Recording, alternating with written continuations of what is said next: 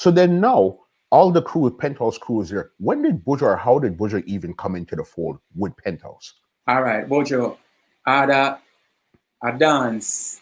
I didn't know about Buju because Stumpy, the engineer, you know, at the time, Stumpy was basically the apprentice engineer I learned. Seeing, but Stumpy always tell me, say, yo, you name Buju, I have something a Lockport more name Stamina Daddy. So I know I'm familiar with the song because Stumpy always I played for you and I tell you about this. I say, I love the place. I love over there, you know. At the time, Portmore was like a totally different world. Okay. You know, you're a Kingston artist or whatever, but that's a Portmore, like, you know, getting fully rated, but you lock over there. So I actually had a dance. Richie B had a dance in Clarendon. It was a Friday night. So in between recording for Penthouse and all of that, I record for Winston Riley. Even though German, I say me a Penthouse artist, I not forgot it's for nobody else. I always break the rules. You know what I mean? So voice Winston Riley, some of voice what happened to you with no other ranks, and them song that lock the place. Okay. See, and a couple of the songs for Winston Riley. So Winston Riley, they tell me to seem like in the week, and I say, come let me Friday, man. See, so him have some royalty for me. So I come and collect my royalty, and I standing up at the front of the door. Buju at the time overheard me. I tell Winston Riley say, me have a dance a country. So I not to tarry long me. So Buju was there, and I say, if him can't come, and I said, me name Buju Banton, man. I said, me can't come. And I say, yeah, man, what you say, man, I don't know about you, man, Stumpy, Stamina Daddy, man. So everything rings. So the night now, I'm going to pick up Frankie Sly down on Sheffield Road. Pick up Frankie Sly, Sheffield Road, and I look on Sly, and Sly, I said, wait, say, if I go for you, Sly could I say no, I know. But Sly said, yeah, man, go for you, man. And me and Sly drive up a Redless Road and pick him up a Park Lane. Buju said, just come a Park Lane and ask anybody. But Buju Banton them, man. And come in and near, and if you know which part him live next to me, just come and say, yo, how are you DJ there, Buju Banton? And I answer, Buju! Lick go sink and them thing, then we see him come out from one, you know, behind some darkness and them thing there. And jump in a car, going in the back of the time, I have like a 2-door sink, so called a podal.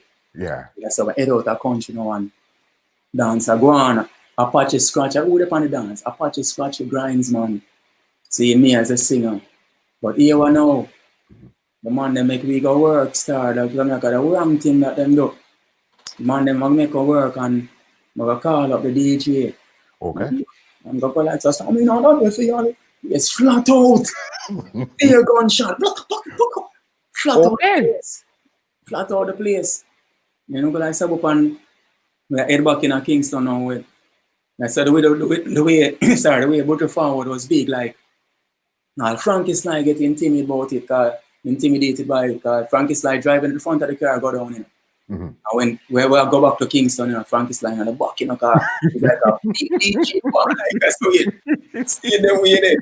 Yeah, man. So from there, some of them start power, so I start pick him up now and start carrying back Penthouse. So I suck on him, start record for Jeremy. I record for Penthouse before even Jeremy knowing it. Okay.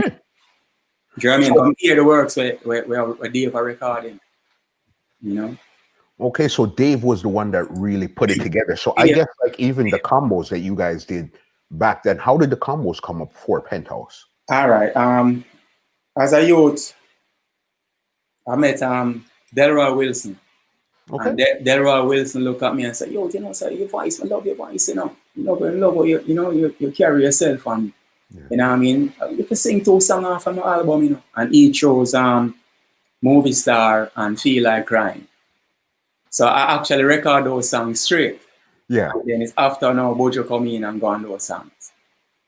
So it wasn't really like a combination. It's a straight song, but then we remix it and put Buju on.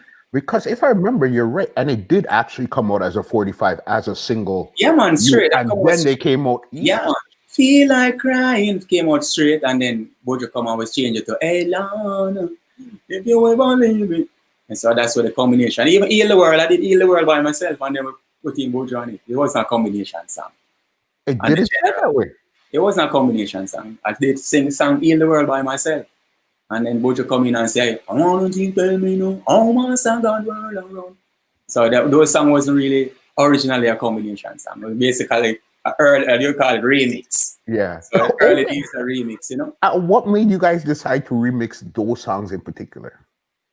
I guess that was an energy and a vibe. You know, me and him apart, and it's like chemistry so right. It's like we never really like plan to make a song. It's like when we're going to the studio. I show me and him apart every day.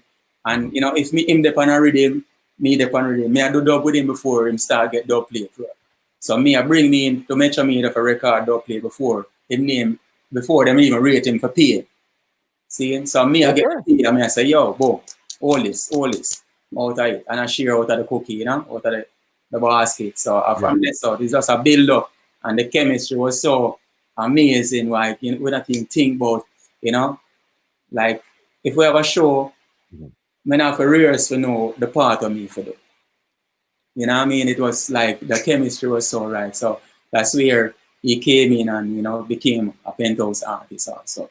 You know, with the help, you know, enough, and I'm me alone, so because with the history of everything, you know, it was a DJ named Clement Irie, call him Gargamel. So it's like we hear the name and I say, yo, God, I love that thing. So we just stick it on him and the mother starts saying Gargamel, but it's really a youth named Clement Irie, call him. Yeah, I remember Clement Irie. I haven't heard him in years. He was 1990, 90, 89, those times. Yeah, man, I love the place, man. You know? Yeah, that's so crazy because I remember one of the biggest shows. Yes, that one. Yes. Yeah, man. DJ history, man. I study them things, man. I admire them things and cherish it. You know? All of my founders, them paved the way. It's like it marvel me. To see a man can stand up on the sound system and DJ all night. All night. And tonight, the selector might draw a different set of song rhythm where you have a fit your song pan, so you have a verse. You know, nowadays a man say, one stop the vibe and say, play my rhythm. Them days a man not do that. Any rhythm drop. Yeah, and you take the mic, you have a flow and flip it and make it fit. Yeah. You know? So that you call it versatile. you get it. But especially coming from sound system culture days where you're singing on sound, you didn't say, okay, I have a special rhythm. It's no, any rhythm draw. You better sing. Any rhythm draw, you have already, you know? Because you're a time to shine that. When you get the chance to hold the mic, you can't get the hold the mic and joke with it. No, run the taxi or the fire. Yeah, no, sir.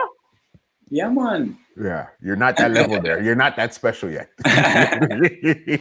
One show I remember with you and Buju, one of the big shows that you guys actually did was Sting, I think 93 it was?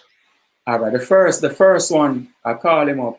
The first archer. I was in Canada, Sting 1991. Okay. I was in Canada few days, I think the week before Sting, but I was booked for Sting 1991. So I remember me and a youth named Jack Palance. And Jack Palance carried me down from Eglinton where I buy some stuff and I said, boy, John, I'm on clean for Sting. So I start pick up something and I said, boy, John, I'm on carry about 2 pieces of thing for the DJ thing. I remember buying my blue bally and the blue checker thing that when they have on Sting. I don't buy Eglinton, I buy.